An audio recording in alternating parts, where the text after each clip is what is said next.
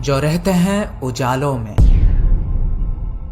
जो रहते हैं अंधकार में, जो रहते हैं शब्दों में, जो रहते हैं निशब्द में, जो रहते हैं ब्रह्मांड के शून्यताओं में, जो रहते हैं पृथ्वी के परिपूर्णताओं में, वो रहते हैं बच्चों के किताबों में, वो रहते हैं साधु के रुद्राक्ष में। अंधे का आंख है वो, लंगड़े का वैसाखी है वो। जन्म मृत्यु जीवन यौवन सूर्य चंद्र ग्रह नक्षत्र, इस संसार के जीवन मृत्यु चक्र में सदा सर्वदा वो ही विद्यमान है जो है जगत के नाथ प्रभु श्री जगन्नाथ। दोस्तों, ओडिशा अपने जगन्नाथ मंदिर को लेकर पूरी दुनिया में प्रसिद्ध है। हर साल लाखों करोड़ों संख्या में श्रद्धालु यहां आते हैं। पर क्या आपको पता है पुरी में जगन्नाथ संस्कृति कैसे शुरू हुआ, उसके पीछे की कहानी क्या थी और क्या है ब्रह्म पदार्थ जो प्रभु जगन्नाथ को जीवित रखता है? जानने के लिए इस वीडियो को बिल्कुल अंत तक देखना।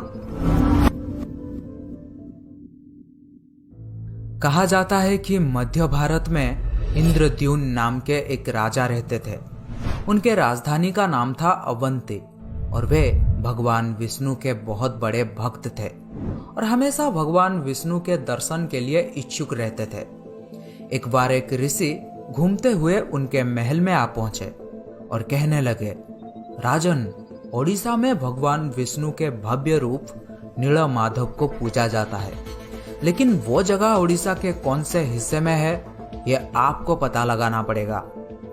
ये बात सुनते ही राजा इंद्रद्युम्न अत्यंत आनंदित हो उठे और तुरंत महल के मुख्य पुजारी के भाई विद्यापति को आदेश दिया कि वे ओडिशा जाकर नीलमाधव की खोज करें। राजा के आदेश अनुसार विद्यापति ओडिशा भ्रमण करने निकल पड़े।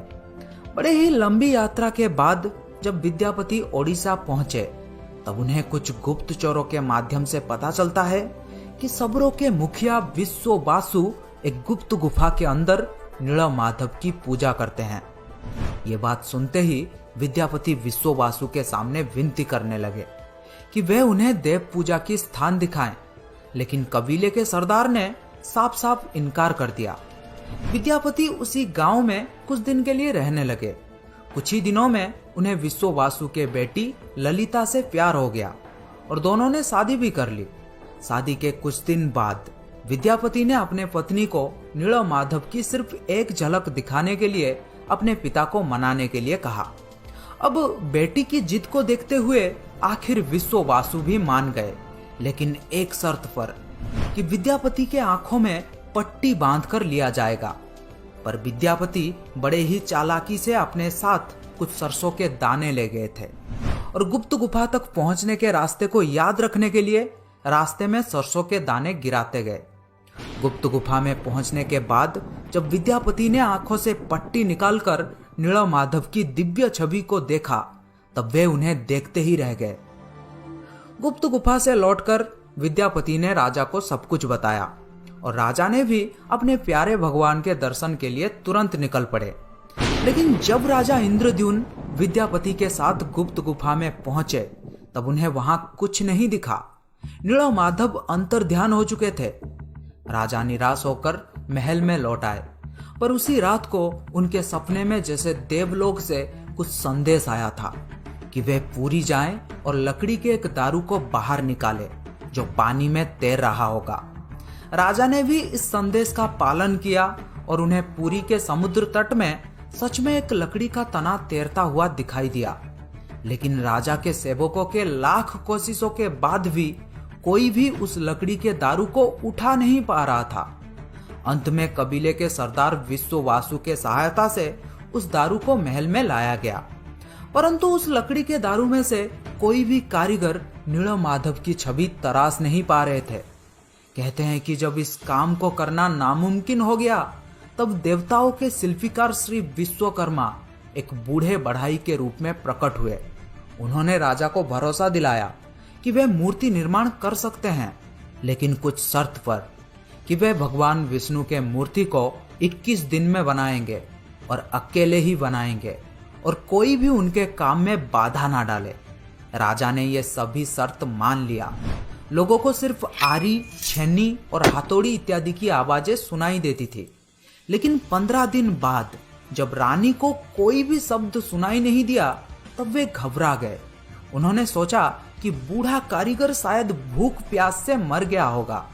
इसीलिए रानी गुंडीचा ने दरवाजा खोलने के लिए राजा के सामने जिद किया।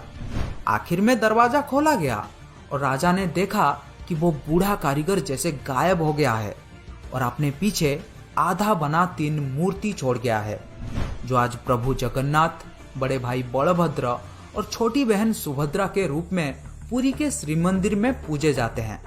आपने देखा होगा जगन्नाथ के हाथ पैर आधा बना हुआ है, जिसका कारण यही बताया जाता है। कहते हैं कि द्वापर युग में कृष्ण की लीला एक शबर के हाथों समाप्त हुई थी और कलयुग में नीलमाधव की यात्रा शुरू हुई थी और एक शबर विश्ववासु के हाथों। दोस्तों, क्या आपको पता है प्रभु जगन्नाथ को भी बुखार होता है, उनको भी दवाई दिया जाता है। कभी कभी ठीक हो जाते हैं पर कभी कभी नहीं। उनका पुनर्जन्म होता है, जिसे कहा जाता है नवकलेवर, जो हर 8 साल, 12 साल या 19 साल में एक बार होता है। इन दिनों ओडिशा सरकार पुरी में अंधकार का ऐलान करते हैं और कुछ खास पुजारी आंखों में लाल कपड़ा और हाथों में लाल कपड़ा बांधकर पुरानी मूर्ति से कुछ रहस्यमयी चीज को निकालकर नई मूर्ति में लगा देते हैं, जिसे कहा जाता है ब्रह्म पदार्थ। ब्रह्म जो जीवन का प्रमाण देता है। जैसे प्रत्येक मनुष्य के शरीर में आत्मा होते हैं, उसी प्रकार प्रभु जगन्नाथ के शरीर में रहता है ब्रह्म या परमात्मा। यही कारण है कि प्रभु जगन्नाथ दुनिया के एकमात्र जीवित ठाकुर हैं।